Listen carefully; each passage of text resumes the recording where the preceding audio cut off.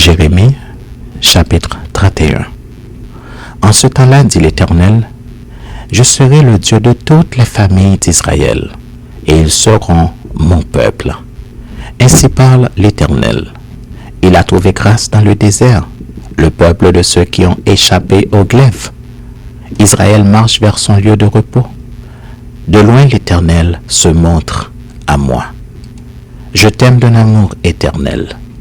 C'est pourquoi je te conserve ma bonté. Je te rétablirai encore, et tu seras rétabli, Vierge d'Israël. Tu auras encore des tambourins pour parure, et tu sortiras au milieu des danses joyeuses. Tu planteras encore des vignes sur les montagnes de Samarie. Les planteurs planteront et cueilleront les fruits. Car le jour vient où les gardes crieront sur la montagne d'Éphraïm. Levez-vous, montons, asseyons vers l'Éternel notre Dieu, car ainsi parle l'Éternel, poussez des cris de joie sur Jacob, éclatez d'allégresse à la tête des nations, élevez vos voix, chantez des louanges, et dites, Éternel, délivre ton peuple, le reste d'Israël. Voici, je les ramène du pays du septentrion, je les rassemble des extrémités de la terre, parmi eux sont l'aveugle et le boiteux, la femme enceinte et celle en travail. C'est une grande multitude qui revient ici. Ils viennent en pleurant, et je les conduis au milieu de leurs supplications. Je les mène vers les torrents d'eau par un chemin uni où ils ne chancellent pas, car je suis un père pour Israël, et Éphraïm est mon premier-né. Nation, écoutez la parole de l'Éternel, et publiez-la dans les îles lointaines. Dites, celui qui a dispersé Israël le rassemblera, et il le gardera comme le berger garde son troupeau. Car l'Éternel rachète Jacob, il le délivre de la main d'un plus fort que lui. Ils viendront et pousseront des cris de joie sur les hauteurs de Sion. Ils accourront vers les biens de l'Éternel, le blé, le mou, l'huile, les brebis et les bœufs. Leur âne sera comme un jardin arrosé, et ils ne seront plus dans la souffrance. Alors, les jeunes filles se réjouiront à la danse. Les jeunes hommes et les vieillards se réjouiront aussi. Je changerai leur deuil en allégresse, et je les consolerai. Je leur donnerai de la joie après leur chagrin. Je rassasierai de graisse l'âme des sacrificateurs, et mon peuple se rassasiera de mes biens, dit l'Éternel. Ainsi parle l'Éternel. On entend des cris à Rama, des lamentations, des larmes amères. Rachel pleure ses enfants. Elle refuse d'être consolée sur ses enfants, car ils ne sont plus. Ainsi parle l'Éternel. Retiens tes pleurs, retiens les larmes de tes yeux, car il y aura un salaire pour tes œuvres, dit l'Éternel. Ils reviendront du pays de l'ennemi. Il y a de l'espérance pour ton avenir, dit l'Éternel. Tes enfants reviendront dans leur territoire. J'entends Éphraïm qui se lamente. Tu m'as châtié et j'ai été châtié comme un veau qui n'est pas dompté. Fais-moi revenir et je reviendrai, car tu es l'Éternel, mon Dieu. Après m'être détourné, j'éprouve du repentir. Et après avoir reconnu mes fautes, je frappe sur ma cuisse. Je suis honteux et confus, car je porte l'opprobre de ma jeunesse. Éphraïm est-il donc pour moi un fils chéri, un enfant qui fait mes délices? Car plus je parle de lui, plus encore son souvenir est en moi. Aussi mes entrailles sont émues en sa faveur. J'aurai pitié de lui, dit l'Éternel. Dresse des signes, place des poteaux, prends garde à la route, au chemin que tu as suivi. Reviens, Vierge d'Israël, reviens dans ces villes qui sont à toi.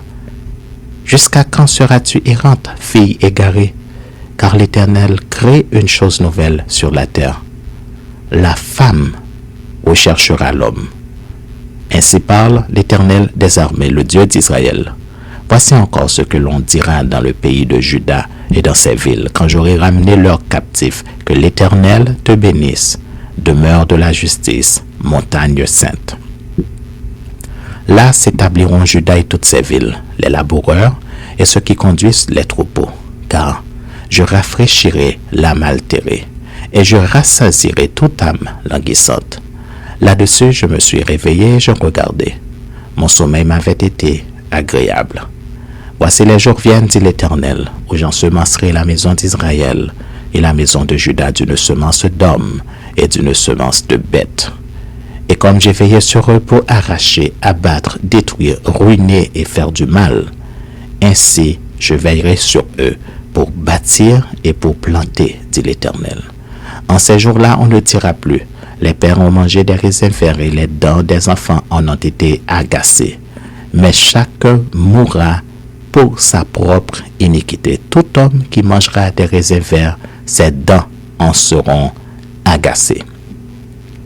Voici les jours viennent, dit l'Éternel, où je ferai avec la maison d'Israël et la maison de Juda une alliance nouvelle, non comme l'alliance que j'ai traitée avec leur père le jour où je les saisis par la main pour les faire sortir du pays d'Égypte, alliance qu'ils ont violée, quoique je fusse leur maître, dit l'Éternel. Mais voici l'alliance que je ferai avec la maison d'Israël. Après ces jours-là, dit l'Éternel, je mettrai ma loi au-dedans d'eux, je l'écrirai dans leur cœur, et je serai leur Dieu, et ils seront mon peuple. Celui-ci n'enseignera plus son prochain, ni celui-là son frère en disant « Connaissez l'Éternel », car tous me connaîtront, depuis le plus petit jusqu'au plus grand, dit l'Éternel, car je pardonnerai leur iniquité et je ne me souviendrai plus de leurs péchés.